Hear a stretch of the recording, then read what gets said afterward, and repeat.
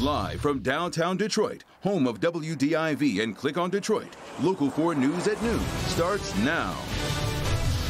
All eyes on Michigan, the Great Lakes state getting national attention as votes continue to be counted. The Wayne County Clerk says, be patient. We're not in a competition. It's just very important that we are accurate. The presidential race still up for grabs. Overnight, Joe Biden expressing confidence. We're on track to win this election. We're going to have to be patient. While the president prematurely claiming victory. This is a fraud on the American public. We were getting ready to win this election.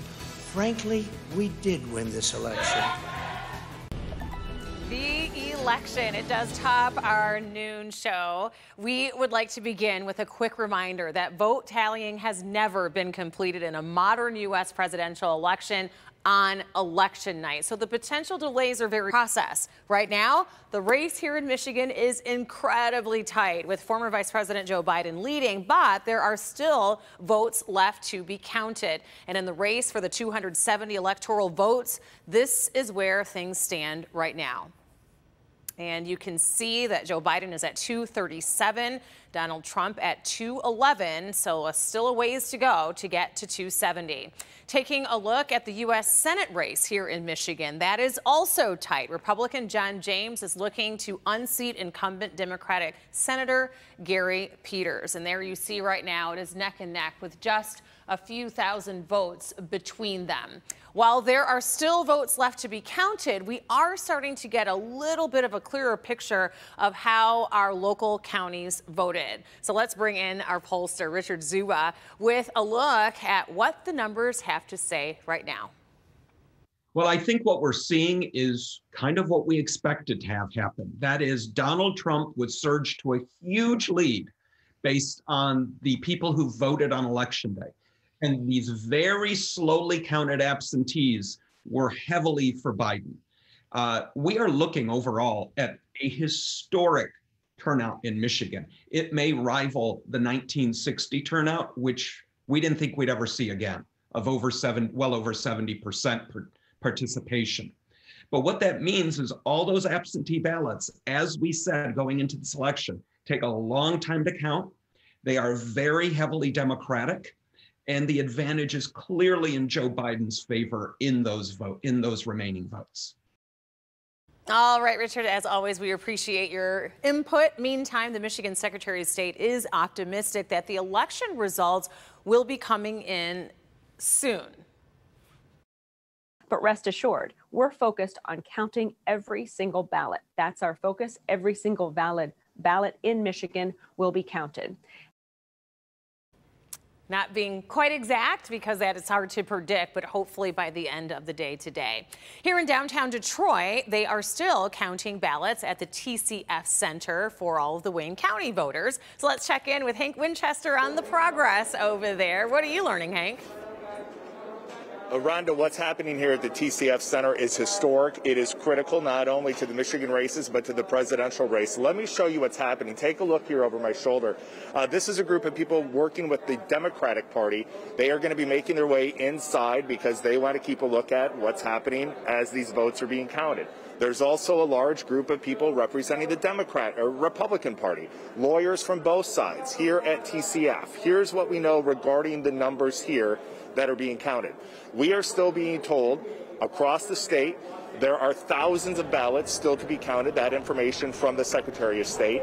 As of numbers yesterday, more than 5 million Michiganders voted in this election. 3.2 million voted early.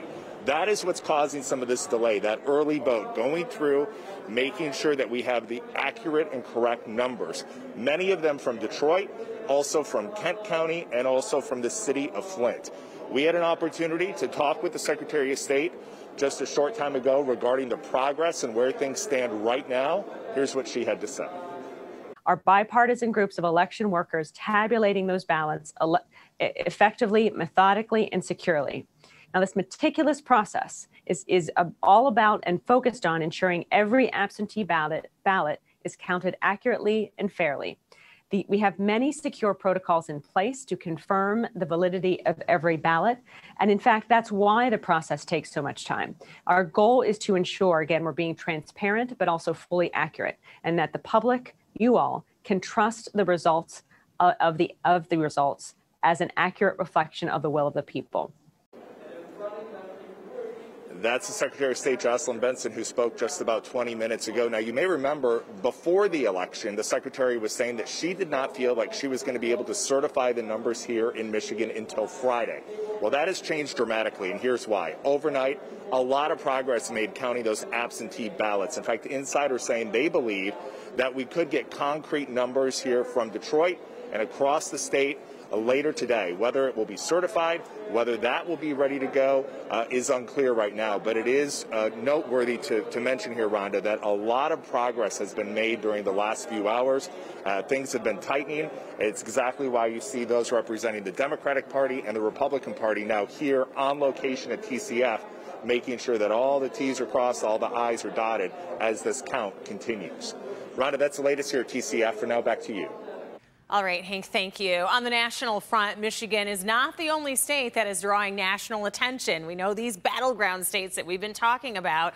All eyes are on them as well. Wisconsin, Pennsylvania. This is video of votes being counted in all three of the states that political pundits call the blue wall. So let's get to Tracy Potts with what we're learning about the results of this historic election. Vote counting continues at breakneck speed. It's more important that we do it right than meet artificial deadlines. We're pushing out the results as quickly as we can. We're not holding anything back. More than half of Pennsylvania's ballots had not been counted overnight, including more than 200,000 mail ballots in Philadelphia. And while the votes continue to be counted, we're going to remain vigilant. Vice President Pence striking a different tone than President Trump early this morning. He called the election a fraud. We were getting ready to win this election. Frankly, we did win this election. Not yet. Gaps remain in the electoral map today. Georgia still has thousands of suburban votes outstanding. Nevada warns we may not see their results before tomorrow. In Wisconsin, Joe Biden's lead is growing, but it's still too close to call. We're on track to win this election. It ain't over till every vote is counted. Every ballot is counted. It may be a while before America has an answer. We should be calm. We should follow the law. The elections don't end on the night that when people want to go off the air and go to bed. This is not unusual in that sense. Politics with protests around the country, some peaceful. There were some arrests, businesses boarded up. America bracing for the worst with the people's choice still unknown. And President Trump is threatening to take this to the Supreme Court, claiming some of those votes being counted were cast illegally. No evidence of that. State officials say these are ballots that are coming in, but that were completed before the election was over. Tracy Potts, NBC News, Wilmington, Delaware. Okay, Tracy, thank you. We want to get you updated on the two statewide proposals that would change the state's constitution if passed. Proposal 1 asks voters to approve changes to the way state and local park projects are funded. And you can see the results there. Prop 2 would make changes to the way law enforcement has to handle searching electronic data. We're talking about cell phones, laptops, whether or not they would be required to have a search warrant to obtain that data. And you can see 89% to 11% yes there. In Detroit, Proposal N asked Detroiters to approve $250 million in 30-year investment bonds that will be used to demolish 8,000 vacant homes and renovate 8,000 others. And so far, 71% yes, 29% no. Stay with us, both here on the air and online, as we will keep you updated minute by minute with election results throughout the day, as long as they continue to come in.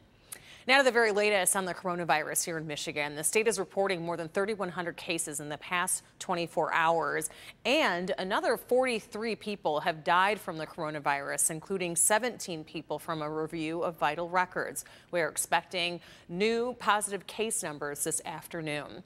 The total number of confirmed cases overall 187,000 cases in Michigan, and 7,400 people have died due to this virus.